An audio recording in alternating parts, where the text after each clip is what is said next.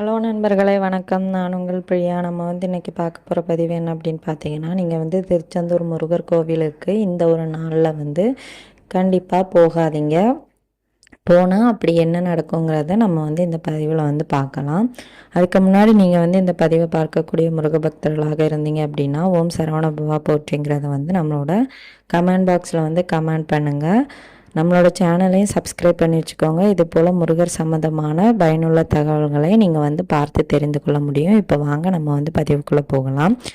முருகப்பெருமானோட 2ஆம் படை வீடான திருச்செந்தூரில் நம்ம என்ன விதமான கஷ்டங்களுக்கு போய் வேண்டுதல் வச்சுட்டு வந்தாலுமே கண்டிப்பாக நம்மளோட வேண்டுதல்கள் நிறைவேறும். அதே மாதிரி நம்மளோட வாழ்க்கையில் ஒரு முழுமையான மாற்றம் வரப்போகுது அப்படின்னா மட்டும்தான் நம்மளால் திருச்செந்தூர் முருகனை போயிட்டு தரிசனம் பண்ண முடியும். இது திருச்செந்தூர் கோவிலுக்கு போயிட்டு ஒவ்வொருத்தங்களோட வாழ்க்கையிலையும் நடந்த ஒரு நிகழ்ச்சியாக இருக்கும். உங்களுக்கு இப்போ குடும்பத்தில் கணவன் மனைவிக்குள்ள பிரச்சனையாக இருக்குது. நீங்கள் நிறைய கோவிலுக்கு போயிட்டு வந்திருக்கீங்க. ஆனால் திருச்செந்தூர் நீங்கள் போகணுன்னு நினைப்பீங்க, உங்களால் போகவே முடியாது. உங்களோட பிரச்சனைகள் என்னைக்கு முடிவுக்கு வரணும்னு இருக்குதோ அந்த காலகட்டம் வரும்போது நம்ம நினைக்காமலேயே முருகப்பெருமான் நம்மளை கூப்பிடுவார். அன்னைக்கு தான் நம்மளுக்கு திருச்செந்தூர் போகிறதுக்கான வாய்ப்புகளும் கிடைக்கும். அதே மாதிரி நம்ம வாழ்க்கையும் சிறப்பாக அமையும்.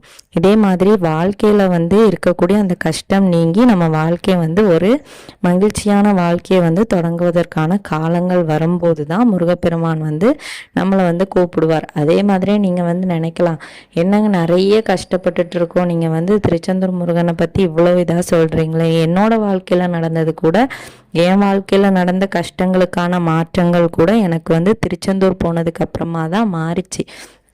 ஆனால் அதுக்கப்புறமா நான் இன்னுமே திருச்செந்தூர் போகலை. ஒரே ஒரு நாள் போனது, அதுவும் கரெக்டாக ஒரு 3 வருஷத்துக்கு முன்னாடி போனது. இன்ன வரைக்கும் எனக்கு அதுக்கப்புறமா திருச்செந்தூர் போகிறதுக்கான வாய்ப்புகளே கிடைக்கல. நான் அந்த ஊர் வரைக்குமே போயிட்டு கோவிலுக்கு போகிறதுக்கான ஒரு வாய்ப்பு எனக்கு கிடைக்கல. அந்த அளவுக்கு நம்மளை எப்போ முருகப்பெருமான் பார்க்கணுன்னு நினைக்கிறாரோ அப்போ தான் நம்மளால் அவரை போயிட்டு பார்க்க முடியும். நம்ம என்னதான் முருக பக்தர்களாக இருந்தாலுமே முருகப்பெருமான் நம்மளை எப்போ பார்க்கணுன்னு நினைக்கிறாரோ அப்போதான் கண்டிப்பாக நம்மளால் போக முடியும். இதுதாங்க உண்மையான ஒரு விஷயம். இதுக்கு இந்த நாள் தான் போகணும், அந்த நாள் தான் போகணும்னு கிடையாது.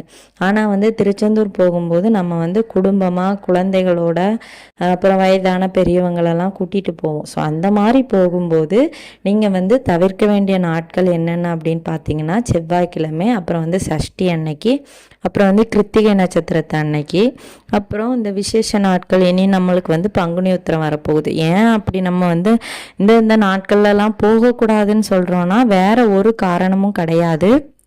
நீங்கள் போனால் உங்களுக்கு அந்த ஆபத்து வரும், இந்த ஆபத்து வரும், அப்படி எதுவுமே கிடையாது. நம்ம நார்மலாக சும்மா உள்ள நாட்களில் போனாலுமே முருகப்பெருமான வழிபாடு பண்ணுறதுக்கு நம்மளுக்கு குறைஞ்சபட்சம் 2 மணி நேரமாவது நம்ம அந்த லைன்லலாம் நின்று தான் நம்ம பூஜைகள் பார்த்துட்டு முருகப்பெருமான வழிபாடு பண்ண முடியும். பூஜைகள் கூட பார்க்க முடியாது.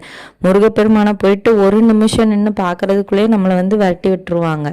ஸோ கண் குளிர பார்க்கணுன்னு நினச்சாலுமே அதில் நிற்க கூட விட மாட்டாங்க. அந்த அளவுக்கு அங்கே அவ்வளவு கூட்டமாக இருக்கும். இதில் நம்ம குழந்தைகளை கொண்டு போயிட்டு விசேஷ நாட்களில் போகும்போது நம்மளுக்கு எப்படியும் 7 மணி நேரம் 8 மணி நேரம் ஆகிரும். நாங்கள் போயிருந்த நான் 3 வருஷத்துக்கு முன்னாடி போன நேரம் சஷ்டி நேரம். நான் காலையில் வரிசையில் நிற்க தொடங்கினது. எத்தனை மணிக்கு முருகப்பெருமானை போய் பார்த்தேன் அப்படின்னா, ஈவினிங் ஒரு 7 o'clock இருக்கும். நான் காலையில் ஒரு 11 மணி போல் லைனில் நின்னோம். ஒரு 7 மணிக்கு தான் நான் போயிட்டு முருகப்பெருமானை பார்த்துட்டு அப்புறம் நாங்கள் வீட்டுக்கு சேர்றதுக்கு எங்களுக்கு 10-11 மணி ஆயிடுச்சு. ஸோ அந்த அளவுக்கு எங்கள் ஊர்லேருந்து இப்போ திருச்செந்தூர் போகணுன்னா குறைந்தபட்சம் 3 மணி நேரம் 4 மணி நேரம் ஆகும்.